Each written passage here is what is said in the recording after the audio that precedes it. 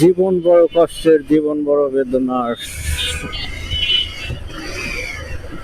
তারপরে আল্লাহর কাছে লাখ লাখ শুকরিয়া যে আল্লাহ সুস্থ সবল রেখেছেন। কষ্ট থাক মনের ভিতরে, তারপর আল্লাহ সুখটা না রাখুক, কষ্টটা রাখুক, কিন্তু সুস্থ রেখেছে। আল্লাহর কাছে এর চেয়ে বড় কিছু চাওয়ার নেই। হ্যালো ভিউয়ার্স, আসসালামু আলাইকুম। তো সবাই কেমন আছেন? আশা করি সবাই ভালো আছেন। আজকে আমি বলে বোঝাতে পারবো না আজকে যে কতটা খারাপ সময়টা আজকের জন্য, আমার জন্য। আর সেটা বলাও যাবে না, ফ্যামিলিগত হোক আর যে হোক, সেটা প্রকাশ করতে পারবো না। আর সেজন্যই যাচ্ছি যে এমন একটা জায়গা যে মনটা যেন ফ্রেশ হয়ে যায়। আসলে মন ফ্রেশ হয় না, সেটা কিছুক্ষণ ক্ষণিকের জন্য হয়তো ফ্রেশ থাকবে।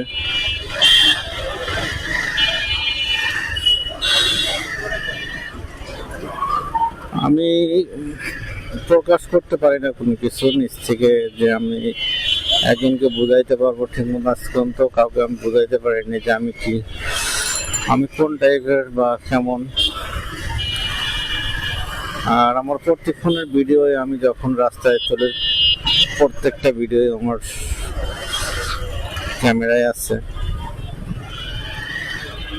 হয়তো বা আমি যেদিন থাকবো না সেদিন ক্যামেরা দেখলে বুঝতে পারবে যে আসলে ফ্যামিলিকে আমি কত ভালোবাসি।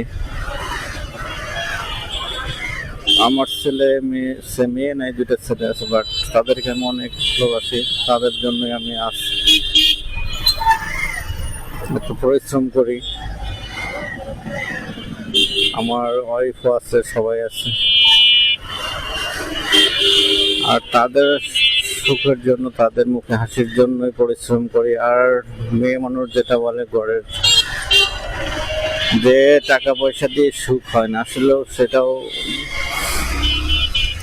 আমার কাছে ভুল ধারণা মনে হয়। কারণ হচ্ছে আপনার কাছে যদি টাকাই না আসে, আপনি ভালোবাসা, আপনার মন মানসিকতা ঠিক থাকবেন, আপনি কিভাবে আপনার ফ্যামিলিকে আপনি বোঝাবেন?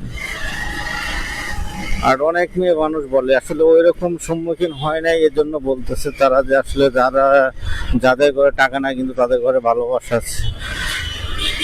কিভাবে থাকে এটা আমাকে বুঝাবেন যে কিভাবে থাকে। আপনি কিছু তার ফ্যামিলিকে দিতে পারলেন, আজকে তার 2 টাকার জিনিস লাগবে, আপনি সেটা দিতে পারলেন না, তারপরে সুখ আছে? না, কোনদিনও না। বাস্তব থেকে আমি অভিজ্ঞতা সম্পন্ন একজন লোক। আমি অনেক পরিশ্রম করেছি, অনেক কষ্ট করেছি। মাঝখানে কোভিড-19 পরে আমার যে একটা প্রেশার দেয়, আমি কিছু টাকা পয়সা ইনভেস্ট করা ছিল, তার জন্য আমি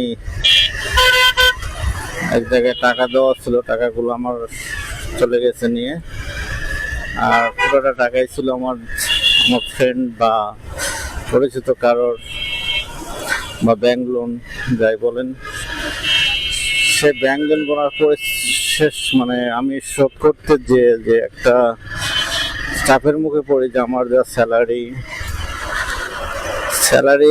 যা পাইতাম সব টাকা আমি বাসা ভাড়া প্লাস ছেলের খরচ আমি সবই দিয়ে দিতাম।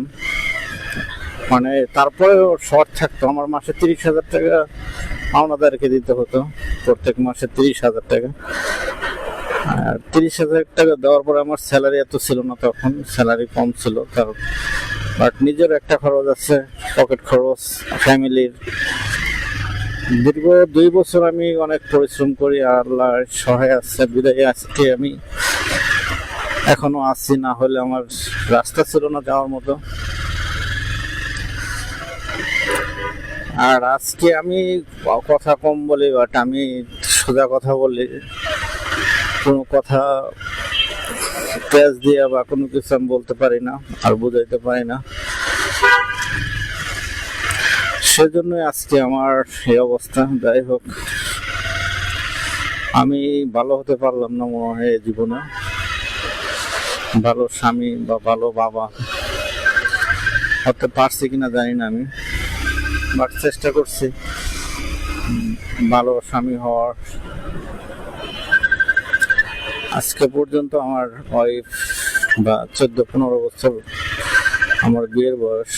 তো আমি আজ পর্যন্ত আমার ওয়াইফকে একটা লাঠি দিয়ে টাচ করা বা মারা কোনোদিনও না। আমি তাকে অনেক হ্যাপি রাখার চেষ্টা করছি, কিন্তু সে জিনিসটা যেটা সে চায় বা তাকে হয়তো আমি আজ পর্যন্ত মানে তার দাম বুঝতে পারিনি হয়তো বা।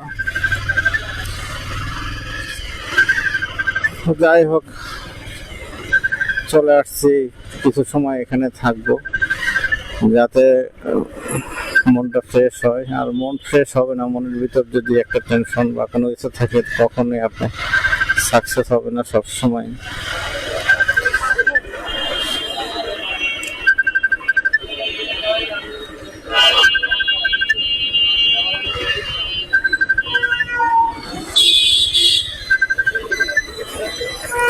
চলে আসছে, সবাই ভালো থাকবেন। আসসালামু আলাইকুম। আর আমার জন্য দোয়া করবেন।